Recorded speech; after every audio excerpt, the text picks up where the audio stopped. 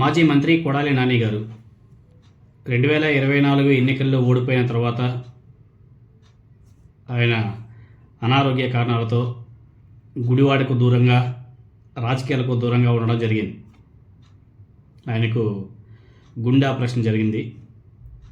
ఇప్పుడు కోలుకుంటున్నాడు. తాజాగా ఆయన జగన్మోహన్ రెడ్డి గారిని కలవడం జరిగింది. అదేవిధంగా గుడివాడలో రాజకీయ పరిస్థితుల మీద కూడా వీళ్ళు చర్చించారంట. అదేవిధంగా జగన్మోహన్ రెడ్డి గారి సూచనలతో వచ్చే ఎన్నికల కోసం కొడాలి నాని గారు కొన్ని కీలక నిర్ణయాలు కూడా తీసుకుంటున్నాడు. అందులో భాగంగా పార్టీ శ్రేణుల సమక్షంలో కొడాలి నాని గారు కొన్ని ఆసక్తికరమైన అంశాలను కూడా ప్రస్తావించడం జరిగింది. అదేవిధంగా 2024 ఎన్నికల్లో ఓటమి తర్వాత ఎక్కువగా ఆయన హైదరాబాద్కే పరిమితం అవడం, ఎందుకంటే గుండె ఆపరేషన్ తర్వాత విశ్రాంతి మీకు అందరూ కూడా తెలిసిందే. సో ఎక్కువగా హైదరాబాద్కి పరిమితం అవడం కూడా జరిగింది. అదేవిధంగా మధ్య మధ్యలో కేసుల వ్యవహారం కోసం అప్పుడప్పుడు గుడివాడకి వచ్చి వెళ్తూ ఉండేవాడు.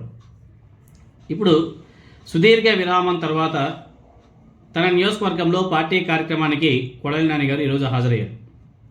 మెడికల్ కళాశాల ప్రైవేటీకరణను వ్యతిరేకిస్తూ వైసీపీ కోటి సంతకాల ప్రజా ఉద్యమంలో ఆయన పాల్గొన్నారు. మెడికల్ కాలేజీల ప్రైవేటీకరణను వ్యతిరేకిస్తూ వైసీపీ చేపట్టినటువంటి కోటి సంతకాల సేకరణ కార్యక్రమంలో పాల్గొన్నాడు మన కొడాలి నాని గారు. అదేవిధంగా గవర్నర్కి అందించే వినతి పత్రంలో ఆయన సంతకం చేయడం, వినతి పత్రాలను జిల్లా కమిటీకి అందించే పార్టీ శ్రేణుల ర్యాలీని కూడా ఆయన జెండా ఊపి ప్రారంభించడం, కార్యక్రమానికి విచ్చేసినటువంటి పార్టీ శ్రేణులతో కొడాలి నాని గారు చాలా ఉత్సాహంగా మాట్లాడడం జరిగింది. క్యాడర్ని కొంచెం ఉత్తేజపరచడం జరిగింది.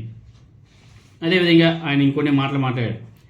రాష్ట్రంలోని పేద విద్యార్థులకు విద్య అందించాలనే మంచి సంకల్పంతో ఆనాడు వైఎస్ఆర్ కాంగ్రెస్ పార్టీ ప్రభుత్వం జగన్మోహన్ రెడ్డి గారు రాష్ట్రంలో 17 మెడికల్ కళాశాలల ఏర్పాటుకు పూనుకోవడం జరిగింది.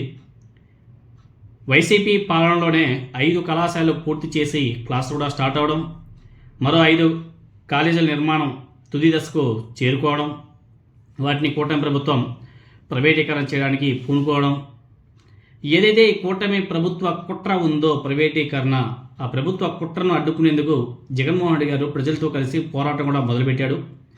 తాము తలపెట్టినటువంటి ఉద్యమానికి ప్రజల నుంచి చక్కటి స్పందన కూడా వచ్చింది.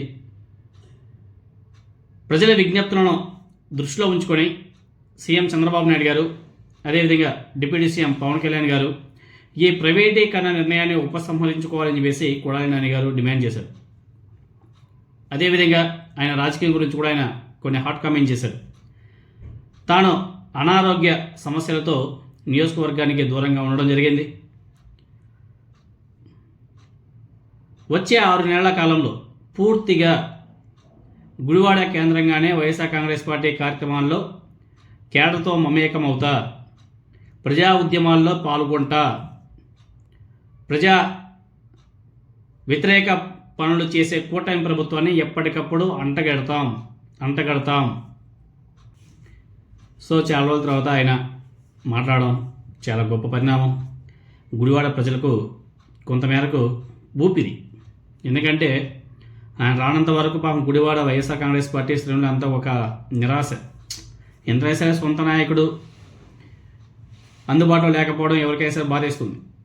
సో ఆయన ఇప్పుడు ఫుల్ యాక్టివ్ మోడ్లోకి రావడం వైసీపీకి కూడా ఒక మంచి శుభపరిణామం అనేసి కూడా చెప్పుకోవాలి. ముందు ఆయన రాజకీయం చాలా డిఫరెంట్గా ఉంటుందని చెప్పేసి ఆయన చెప్పడం జరిగింది.